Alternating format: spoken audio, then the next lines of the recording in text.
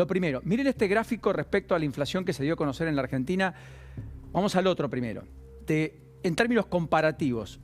Porque la Argentina, aún con el 13,2% de inflación, es el país con más inflación en todo el planeta Tierra. No hay país en el mundo en febrero que haya tenido la inflación que tuvo la Argentina. Venezuela, de hecho, tuvo 1,2%. 0,42 Brasil, Paraguay 0, 0,2 Bolivia, 0,64 Uruguay, 0,6 Chile, 0,4 Perú, 0,09 Ecuador, 1,08 Colombia. O sea, el país de la región que le sigue en inflación a la Argentina, que es Venezuela, tuvo 10 veces menos y un poco más de inflación que la Argentina.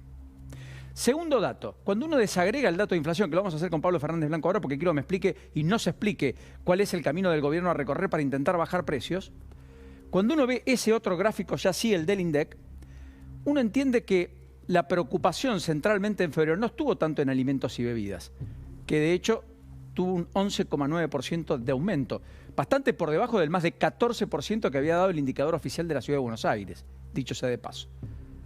Sino que estarían todos estos sectores, que son precios regulados que el gobierno liberó.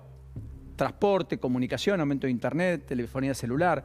En el mundo, cuando se produjo la pandemia, acá tenés vivienda, agua, electricidad, gas, tarifas. Para que no pegue tan de lleno en los bolsillos en medio del ajuste que implicó la pandemia, quitaron impuestos nacionales, redujeron el IVA a la mitad, por ejemplo. En la Argentina de eso 0. Entonces está el impacto alto acá. Y pone el foco acá. Y dice, voy a abrir importaciones de alimentos y medicamentos. En un ratito Pablo va a explicar el detalle. Ahora, yo pregunto, con esa misma lógica, ¿podríamos abrir libremente la importación de autos, que pagamos 3 veces más los autos? ¿O hay una empresa dominante en tubos de acero de un grupo que acaba de colocar un secretario de Trabajo en el gobierno de Javier Milei, también uno más, que tiene una posición dominante y cuyos precios están por encima de la región? Ahora, cuando vos preguntás en la industria automotriz, en esta compañía, etcétera, te dicen, eso es el componente argentino, el costo argentino. Los productores de alimentos también te dicen, eso es el costo argentino. La UIA hoy, la Unión Industrial Argentina, sacó un comunicado diciendo, repudiando la decisión, que en un ratito vamos a contar con Pablo, porque tiene también sus razones. Cuidado con esta idea, muy noventista, por cierto, de las añoranzas de los 90, del germen Cavallo cuando efectivamente plancha la inflación, veníamos de la hiper, donde el aumento del 3 era diario, no mensual, dicho sea de paso. Bueno, después está el tema del día, en términos de lo que ha sido la Ciudad de Buenos Aires y el AMBA. El temporal, la enorme ola de calor en el interior del país, 55 grados de térmica en Santa Fe, más de 40 en Paraná. Hay alerta ahora en Gualeguaychú, donde hubo casi 40 grados de sensación térmica. Corrientes, arriba de 55 grados también de térmica. Todo eso, caldo de cultivo para cosas que hemos visto.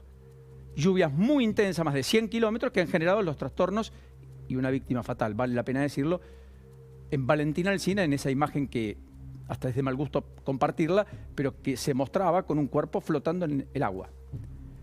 Mismo lugar, Valentín Alsina, en Lanús, donde un chiquito de 14 años, un chico, descalzo, con una descarga eléctrica, termina internado y a esta hora debatiéndose entre la vida y la muerte. 14 años. Ahora, esto ha sido un denominador común en muchos lugares del conurbano y en algunos lugares de la zona sur de la Ciudad de Buenos Aires, en menor medida. Pero también lo padecieron. En La Plata se han, a esta hora, montado 20 centros de evacuados por prevención en medio de la alerta. Estas imágenes son devastadoras. Y efectivamente se han suspendido clases en distintos lugares del AMBA, a propósito de lo que estamos contando. Y por supuesto el tema político, lo que ocurrió con Fernando Espinosa, que ayer inauguró el periodo de sesiones ordinarias del Consejo Deliberante y decía cosas como esta, que terminaron en lo que ustedes ya conocen en el día de hoy, con evacuados, inundados, muchas zonas anegadas. Espinosa, anoche. Intendente de La Matanza, sesión del Consejo Deliberante. ¿Lo tenemos? Fernando Espinosa. Dale.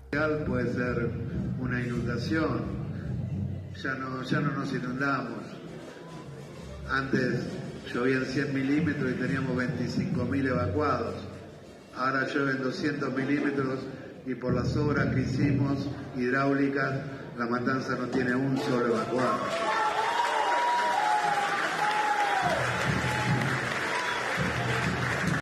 Esto pasó anoche nomás. Bueno, y por último, para hablar de todo un poco y meternos de lleno en la mesa, hoy hubo un canje de deuda muy importante. El gobierno alivianó mucho el escenario 2024.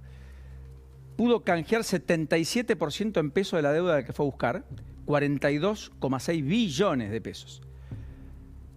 Dos consideraciones. En el mercado dicen, bien, pero todo lo hizo el gobierno nacional a través del Estado, porque eran instrumentos que estaban en manos de distintas dependencias públicas. El sector privado solo canjeó poco más del 17%. A los bancos no les resultó muy tentador. Evidentemente es probable que haya una nueva licitación, despejando el escenario, poniendo bonos ajustables al SER que vencen en los próximos 3 años, es decir, pateando para adelante pagos, pero ahorrándose de intereses ni más ni menos que el 0,1 del Producto Bruto, esto es más de 500.000 millones de pesos, que es una torta de guita infernal.